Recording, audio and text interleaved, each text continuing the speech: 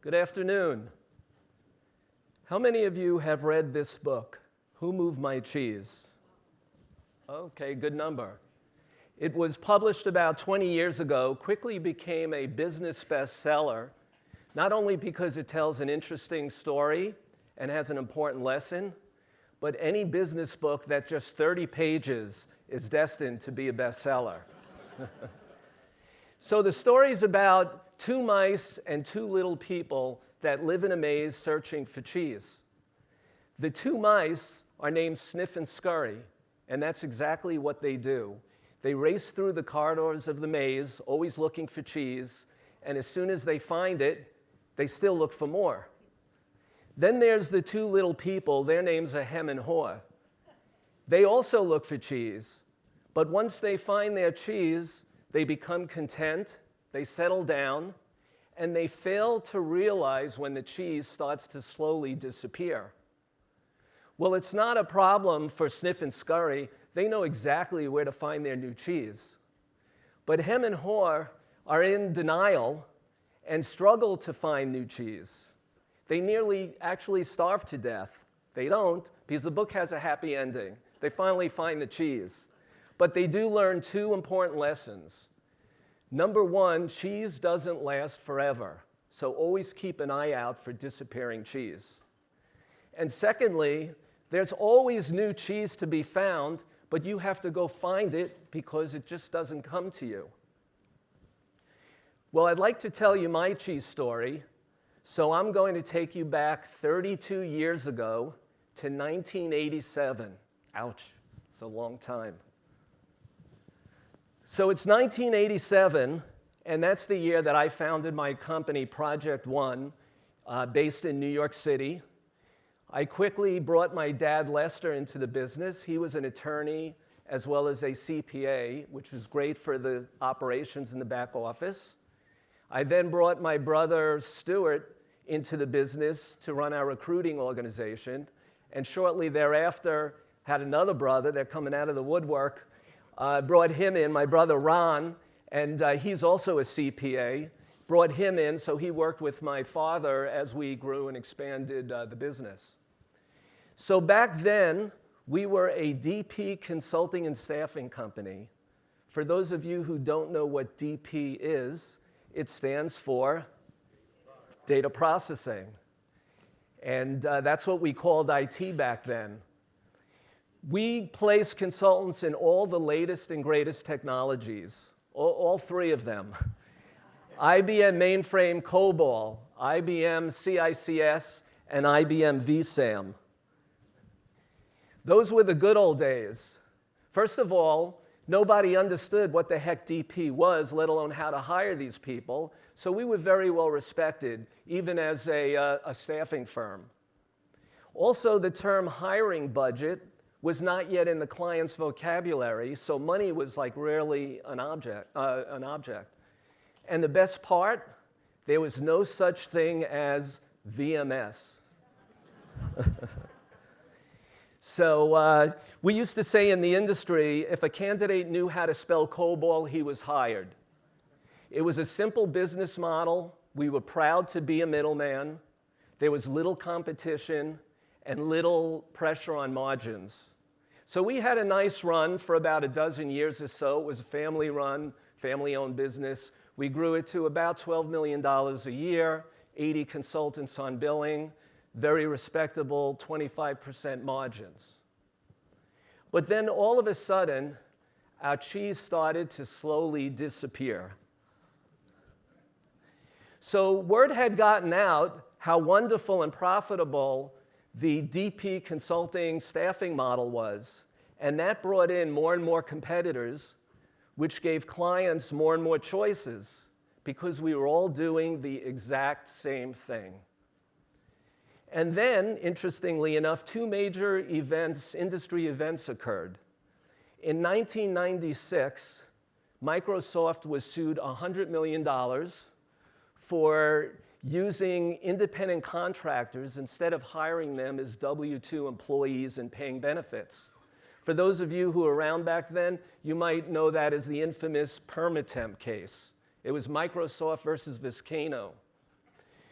Interestingly enough, what that did was it caught the attention of the HR and legal departments within the clients, and they started to meddle into the affairs of contractor policies. And then a few years later, as we neared the year 2000, companies were using tons and tons of Y2K consultants because they needed to recode their 2-digit years into 4-digit years for their systems. And the result of that was the finance and accounting departments realized the huge consulting expenses their companies were running up. So like their brethren before them in HR and legal, they too started to meddle into the affairs of contractor acquisition policies. Looking back now, those two industry events were major drivers in what would soon become the VMS business. Ah, yes, the VMS business, the case of the disappearing cheese and disappearing profit margins. So the year is now about 2005, and here we are based in New York City, the financial capital of the world. And no surprise, at the time, most of our clients were major banks, brokerage, and insurance companies. But just our luck, financial services was one of the first industries to adopt this new VMS business model. Well, needless to say, all of a sudden, our bill rates and pay rates were being questioned by clients. Pricing discounts were being demanded. Markup restrictions were being placed on us. And then we couldn't even talk directly to our hiring managers anymore. That was being prohibited. We were being commoditized. And we said to ourselves, you know what? Our margins were shrinking. We said internally, we worked too damn hard to make too little. So before I go on with my story, I do want to say this. I'm actually not here to bash the VMS business. In fact, some of my best friends work for VMS companies. And there are many staffing firms in the industry, and many here today, that do a wonderful job of serving that marketplace. But this story isn't about them. It's about me and my company, Project One, how we detected our disappearing cheese, how we sniffed and scurried to find new cheese, which for us was to create a new non-VMS business model. Now you might ask, why would we ever want to create a non-VMS business model when the rest of the industry is moving in this new VMS direction? Well, 3 words. Actually 1 word, but 3 words: to be different. To be different. There we go. We didn't like where the VMS business was headed. It was commoditizing our industry. And when you're a commodity, your only differentiator is price. And that becomes a slippery slope downward. Yes, it's true that VMS does offer higher volumes, but in order to be profitable in that space, you have to be a low-cost provider. And that's where the larger firms, and particularly the nationals, have the advantage with their cost economies of scale over smaller firms like ourselves. But even more than that, more importantly for us, was that transactional staffing just wasn't in our DNA. Our DNA was always very consultative, where we took a consultative approach to what we called consultative staffing, emphasizing quality over quantity. And we knew that we would fail miserably if we had to compete in a high-volume, low-cost environment. So for us, it was very simple: differentiate or die. We knew that we needed to transform ourselves and would better serve ourselves, our employees, our clients, if we were a boutique, specialty niche player within a vertical niche. And the niche that we chose was media and communications. So despite our Wall Street focus at the time, we did have a couple of media clients.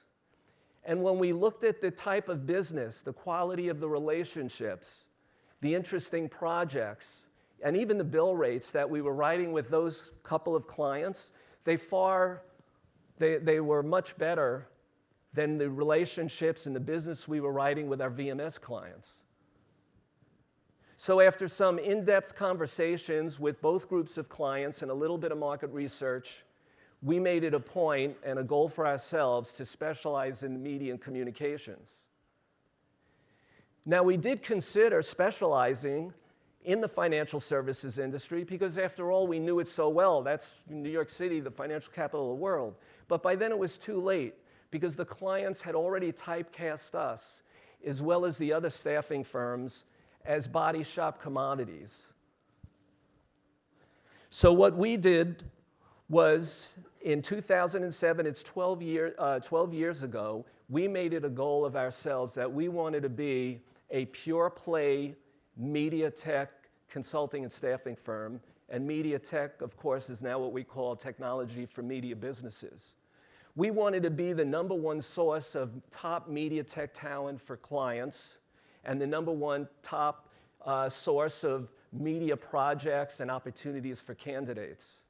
We wanted to build a proprietary database of pre-vetted, pre-screened top talent, pure plays, those candidates that dedicated their careers and loved and enjoyed working within the media industry.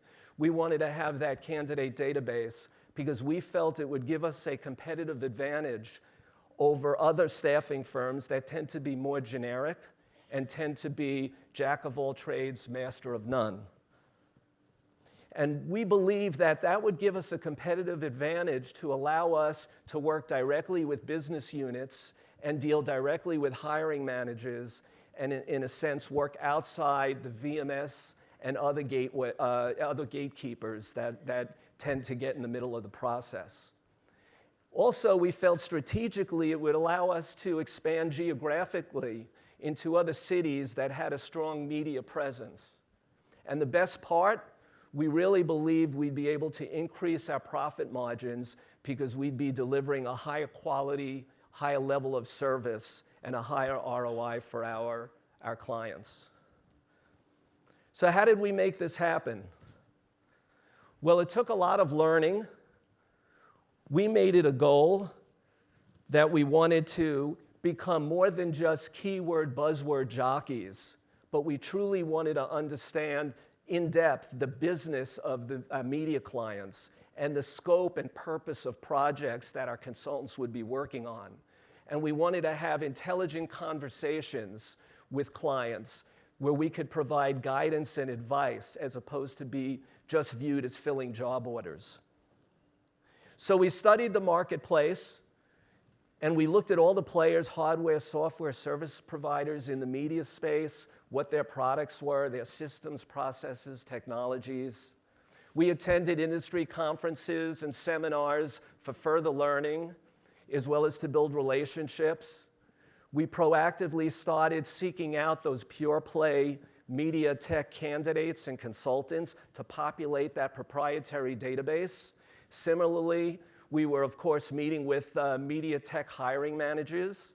We went as far as sponsoring roundtables where we would bring in the media tech clients so they could introduce themselves to their peers at other companies we were calling upon, and that helped brand our name in that niche. And as we gained more industry knowledge and built out our relationship network, we really started to believe that we were more than just a staffing agency or a so-called body shop, but we were moving up the staffing food chain to become a more of a trusted business partner, an advisor to provide guidance and direction because of the knowledge that we're amassing through these learning experiences. And while we started to grow the media business, we made a couple media placements and we built upon that. As we generated more momentum and some revenues, it gave us the confidence and the strength, the ability to sunset and gracefully exit out of the VMS business that we still had at the time. So what were our results?